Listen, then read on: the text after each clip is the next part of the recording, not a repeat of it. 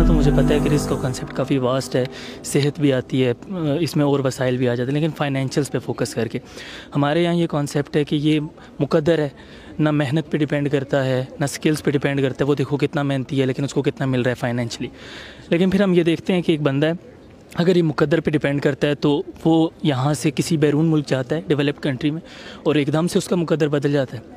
تو قرآن کہتا ہے وَمَن يَتَّقِ اللَّهَ يَجْعَل لَهُ مَخْرَجًا وَيَرْزُقْهُ مِنْ حَيْثُ لَا يَحْتَسِبُ. بڑے بڑے متقی لوگ ہیں لیکن بڑے غریب ہیں.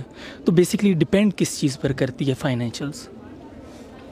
اصل میں اللہ کیونکہ آپ فائنینشیل پہ ریسٹرکٹ کر رہے ہو نا بات، جب اللہ رزق کی بات کر رہا ہوتا ہے تو صرف مال کی بات نہیں کر رہا ہوتا.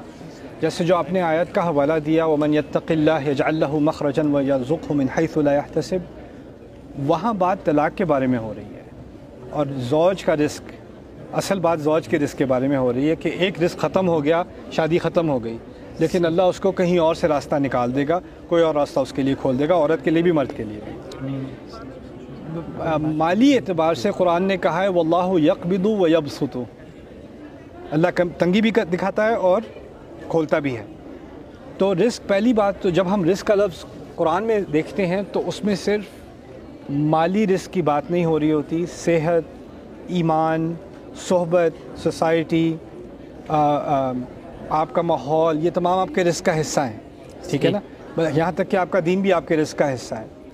لیکن پھر مالی اعتبار سے اللہ تعالیٰ نے کہا ہے وَلَا تَتَمَنَّوْا مَا فَضَّلَ اللَّهُ بِهِ بَعْضَكُمْ عَلَى بَعْضٍ، آپ کو آپ کا حصہ ملے گا، کسی اور کو اس کا حصہ ملے گا.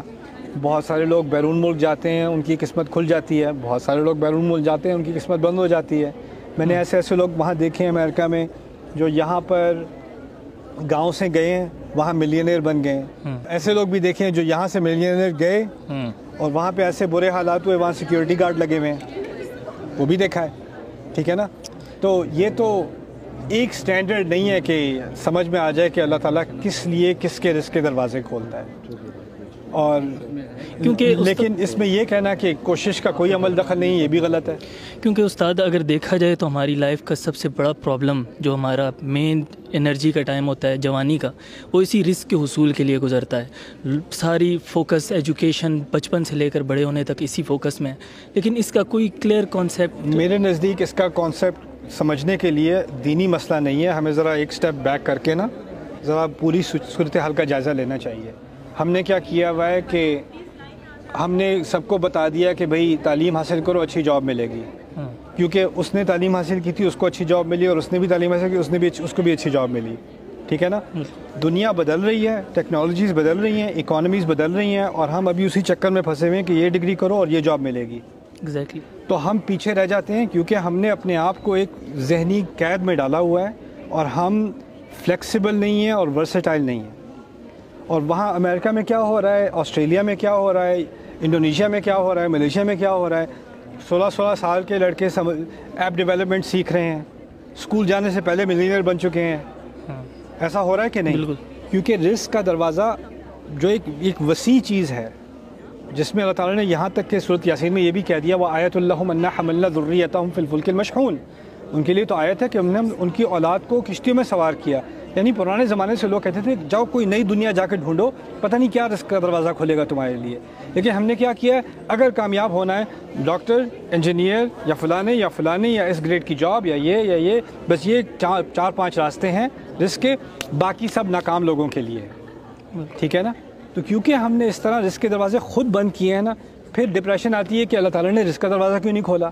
ارے بند تو آپ نے خود کیا ہے بھائی، کسی اور نے تھوڑی. آپ نے سوسائٹی کی وجہ سے، لوگوں کے تانوں کی وجہ سے ہم نے اس کو ریسٹرکٹ کیا ہوا ہے.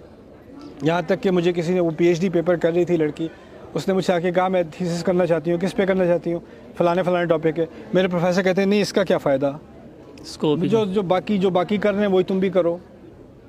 یعنی اگر آپ کریٹیوٹی کو روک رہے ہو، انوویشن کو روک رہے ہو، اور پھر کہتے ہو رزق کا دروازہ نہیں کھل رہا، وہ تو ہم نے خود ہی بند کیا ہے نا ایز اے سوسائٹی. یعنی جتنی بات میں آپ کی سمجھ سکا ہوں تو یہ فکسڈ نہیں ہے، یہ ہمارے ایکشنز پر ڈیپینڈ ہے. بالکل. دیکھیں کوشش ہماری ہے، نتائج اللہ تعالیٰ کے ہاتھ میں ہے. لیکن اگر تھکی ہوئی کوشش ہوگی اور بیکار سی کوشش ہوگی اور پھر کہیں اللہ تعالیٰ کی طرف سے رزلٹ نہیں آ رہا، تو یہ تو زیادتی ہے نا پھر. بالکل.